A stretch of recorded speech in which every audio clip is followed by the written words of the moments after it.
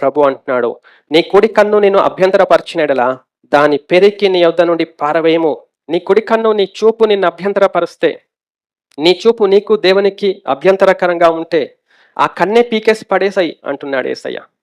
ఎందుకంటే నీవు గుడ్డివాడిగా ఒక్క కన్నుతో పరలోకం చేరటం నీకు ప్రయోజనం కదా. నీవు రెండు కన్నులు కలిగి నరకంలో పారవేయబడుట కంటే నీవు ఒక్క కంటితో ఒక్క కన్నుతో అంగహీనుడిగా ఉండి పరలోక రాజ్యం నిత్య జీవములో నీవు ప్రవేశించుట నీకు ప్రయోజనం కదా, అది బెనిఫిట్ కదా అంటున్నాడు యేసయ్య.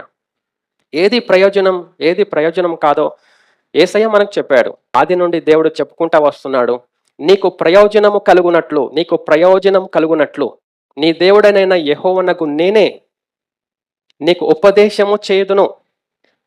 మనకు ఉపదేశం చేస్తాడంట ఆ ప్రభువు, ఆ దేవుడు. ఎందుకంటే మనకు ప్రయోజనం కలుగునట్లు, మనకు బెనిఫిట్ ప్రయోజనం కలుగునట్లుగా నీవు నడవవలసిన త్రోవను నిన్ను నడిపించుదును అన్నాడు దేవుడు. అదే ఇప్పుడు యేసయ్య ఇక్కడ తెలియజేస్తా ఉన్నాడు. ఇది నా బిడలారా, దేవుని బిడలారా, మీకు ప్రయోజనం ఇది. నీ కుడి కన్ను నీకు అభ్యంతరం కూడా పెరికి అవతల పారై గుడ్డివాడిగా పరలోక రాజ్యం చేరటం నీకు ప్రయోజనం.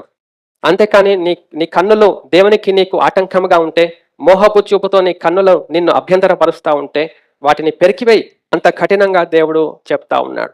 మన కుడి చెయ్యి మనకు అభ్యంతరకరంగా ఉంటే, దేవునికి ఇష్టం లేని పనులు చేస్తూ ఉంటే ఆ కుడి చేతులను నరికి పారేయి అంటున్నాడు. అంత కఠినంగా చెప్తున్నాడు యేసయ్య.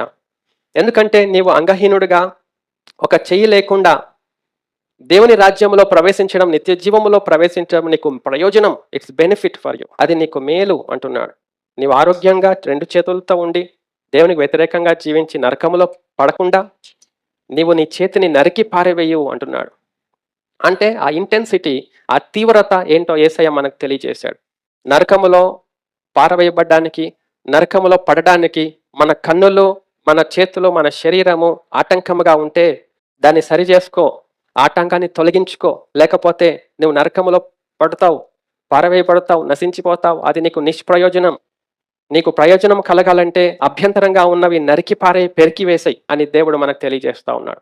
కాబట్టి అనుదినం, ప్రతిక్షణం, ఎల్లవేళలా, ఎల్లకాలము, ఎల్లప్పుడూ కూడా మన యొక్క శరీరం అంతటిని, మన కన్నులను, మన చేతులను, మన అవయవములను దేవునికి అనుకూలంగా ఉంచుకోవడానికి మనము కాన్షియస్గా ఉండాలి, స్పృహలో ఉండాలి, కనిపెట్టుకుని ఉండాలి, జాగ్రత్తగా ఉండాలి, విజిలెంట్గా ఉండాలి అని ప్రభువు మనకు జాగ్రత్త తెలియజేశాడు. లేకపోతే నరకములో పడతాం, నశించిపోతాం.